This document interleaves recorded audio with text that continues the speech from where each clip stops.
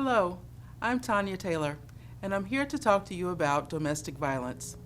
You might not think that domestic violence affects you, but chances are it's affecting someone you work with.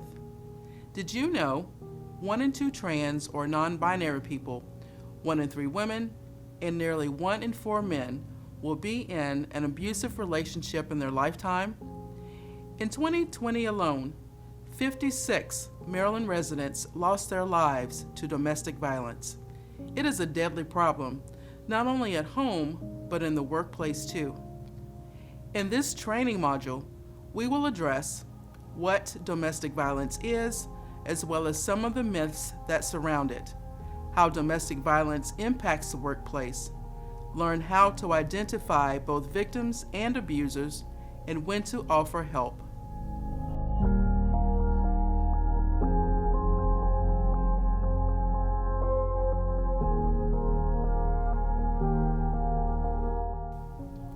What is domestic violence exactly? Domestic violence is what occurs when an intimate partner uses power and control over the other partner. Most of us experience some form of conflict in relationships, whether it be physical, sexual, emotional, financial, or verbal. However, when conflict becomes a pattern and a partner holds power over the other partner through fear, intimidation, and violence, domestic violence becomes a serious and life-threatening issue. Abusive relationships are not always just one person. Both partners can be abusive in a relationship.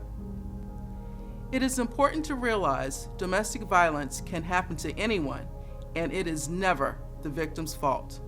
Everyone deserves to feel safe and respected. A person does not have to be physically harmed to be abused. There are several models that can help explain what an abusive relationship can look like. One example is the cycle of violence, created by Lenore Walker. Lenore found that many violent relationships follow a common pattern. The entire cycle may happen in a day, or it may take weeks or months. It is different for every relationship, and not all relationships follow this cycle. Many victims say they experience only the tension building and explosive phases without the calm or honeymoon phase. Abusive behavior can be verbal, physical, sexual, technological, that is harassment on the internet or social media, financial, psychological, stalking, or preying on someone's cultural or sexual orientation. There are a lot of myths about domestic violence. For instance, myth number 1, domestic violence is rare. In the United States alone, 1 in 3 people have experienced some form of intimate partner violence during their lifetime. Myth number 2, domestic violence is physical abuse. Physical violence is only part of a larger pattern of abuse, which can also be psychological, emotional, sexual, and/or financial. Sometimes there is no physical damage. The abuser may use other methods to exert power and control over an intimate partner. Myth number 3, only women experience domestic violence and only men are abusers. In addition to men's violence against women, people in same-sex relationships may experience domestic violence. Women can also be abusive to men and use similar tactics of abuse. There are also misconceptions about victims. Anyone can be a victim. Women, men, children, teens, young adults, older adults, and those with disabilities have all reported domestic violence. The notion that a victim can just leave or escape must be further examined. One of the most dangerous times for a person fleeing domestic violence abuse is when they physically separate from their partner. It is not uncommon for offenders to apologize and promise to do better next time. Victims may want the abuse to end, but not the relationship. They may want the relationship to return to the way it was in the beginning. Let's shift from asking, Why do victims stay? To why do abusers abuse? Abusers need to be held accountable and know there are resources available for them too that can assist them with learning ways to love better. In the next section, we'll look at domestic violence as a workplace issue and how to identify both victims and abusers. We now realize that domestic violence is far more common than we thought, but how does it affect the workplace? Increased absenteeism, quality of work, and tardiness. Half of all sufferers miss 3 days of work per month. 64% are periodically late for work or need to leave early. 75% use company time to deal with violence because they are afraid to do so at home.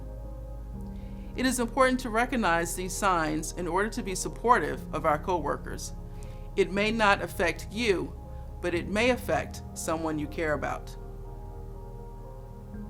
Impaired job performance. 96% experience problems at work due to distractions, having difficulty concentrating, being afraid of unexpected workplace visits, or the potential for a threat to be carried out. 75% of victims report being harassed over the phone while trying to work. Increased health concerns, both medical and mental. Domestic violence is the leading cause of injury for women in emergency departments. On average, healthcare costs are 42% higher than for those non-abused women. Finally, it is not uncommon for mass shooting and workplace violent perpetrators to have a history of domestic violence. Approximately 24% of workplace violence is related to dysfunctional personal relationships. These are serious statistics, and they could impact you directly. So how do we identify not only victims, but also the perpetrators? We will take a closer look in our next section.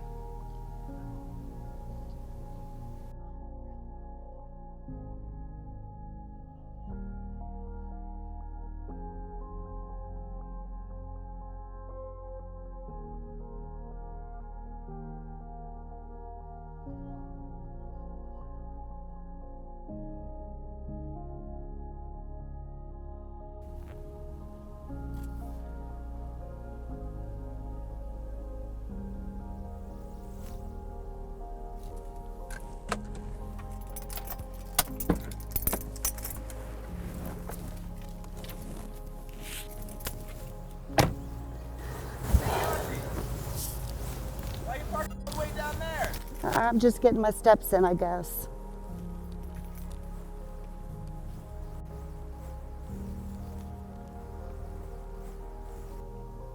What we just witnessed was a classic example of hiding and minimizing potential domestic violence. How can Kathy's friend help her if he doesn't know about the situation? He can look for nonverbal clues. Why is Kathy walking with her head down and being so non-communicative? Is this her normal behavior? Why did she park in a different spot, remote from everyone else? Without being intrusive, Kathy's friend can do a little digging. Hey, Kathy, what's going on? You seem quiet. Oh, Terrell, it's just, Him? I'm your friend, remember? What's going on? I made him mad again, and he scratched something in my car, and I don't want everyone to see. I'm just so tired of this. There's help here, you know, and this isn't your fault, okay? I'm your friend, and I can probably buff out whatever he did to your car, okay? Come on. Kathy's friend is being proactive. He saw a change, commented on it, and offered help. That's how we fight domestic violence. We connect with each other. We remind each other that we care, and we are all worthy of respect. Now let's look at another example that might not be so easy to spot.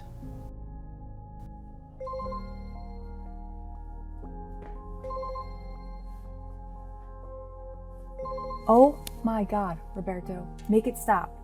You're out for a week, and then when you get back, you do nothing but text. It's not me, it's this guy I'm hanging out with. He won't stop texting me. Is he cool? 'Cause that's pretty obsessive. He is crazy jealous. I don't know what to do. What do you mean? How serious is this? He keeps saying that if I go into work, I might not see Sammy again. Sammy, your cat? He's joking, right? I'm not sure what he's capable of at this point. I couldn't leave the apartment last week, that's why I was out, and now I don't have any more leave left. I don't know what I'll do if... This is no good, Roberto. If you and Sammy ever need a place to stay, you're welcome with me. Just promise me the buzzing will stop. You know I can't work this way. Problem solved, right? No. Sadly, Jenny never looked over the cubicle wall to see the bruises around Roberto's wrists and the dark marks around his neck. If she had, she would have realized the extent of the abusive behavior immediately. When Roberto failed to show up the next day, Jenny didn't report anything to her supervisor, fearing Roberto might be punished for being absent without leave. Jenny never saw Roberto again. Sometimes our inaction can prove deadly. It is paramount to follow through when we offer help, even if we think we're being too forward. In this case, Jenny did offer, but she forgot to check in with Roberto after his next unexplained absence. Remember, people trapped in abusive situations are not safe. Clear thinking does not always prevail. Reach out, be brave. You might save someone's life. So far, the examples we have seen have been between co-workers who have close relationships with each other and feel comfortable discussing personal issues. But what about less approachable characters, the people in authority who can sometimes make our lives difficult? Can they be victims too? Honey, please. Honey, please, be reasonable. No. No, darling, you don't understand. No. No. Darling. No. What's going on in there? We're supposed to be having a staff meeting. Not sure. He's been on that call a long time. Please be reasonable. Is it the wife again? Dude, not cool. No. What? I was just being... Inconsiderate. Insensitive. Nosy. It's none of our business. Let's just get back to No. work.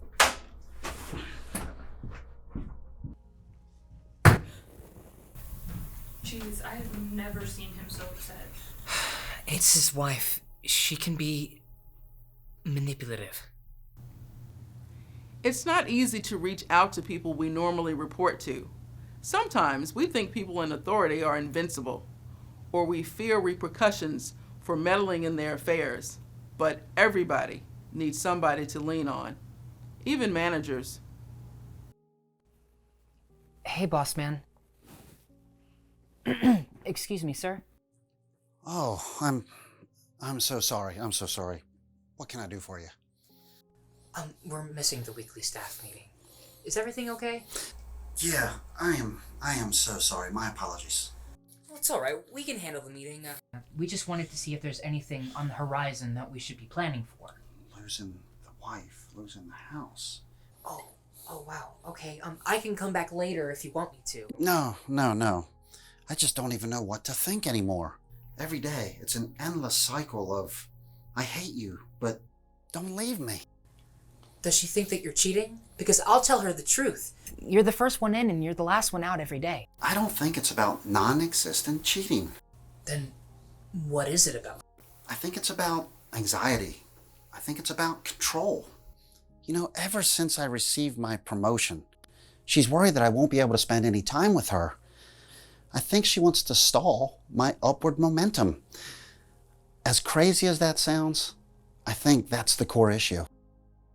That's classic coercive manipulation. It's a form of domestic violence. I watched some training videos during my orientation. I can share them with you.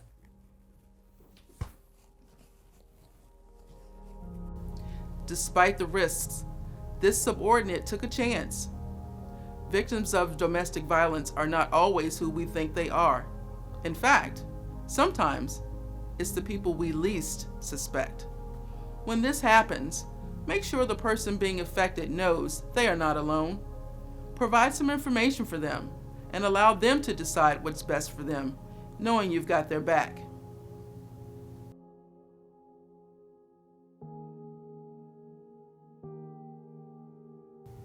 What factors stop a person from seeking help?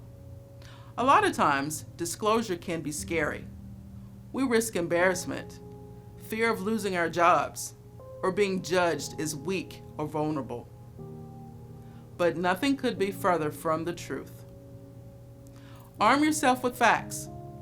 Learn to notice signs of domestic violence in your place of employment and reach out. We know that domestic violence occurs when a romantic partner tries to use power and control over the other partner. This pattern can perpetuate a cycle of violence. We have learned that abusive behavior can be verbal, physical, sexual, technological, financial, and psychological. It can happen to anyone. It can be deadly, and it is never the victim's fault.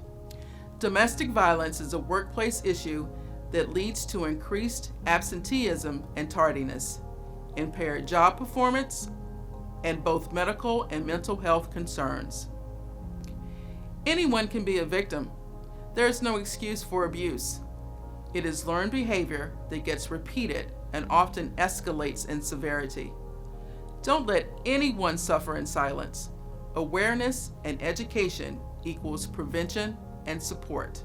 Contact the Calvert Center for Change at www.calverthealth.org/personal health/crisis intervention today if you or someone you know is suffering from domestic violence. Your vigilance and support can be life-saving.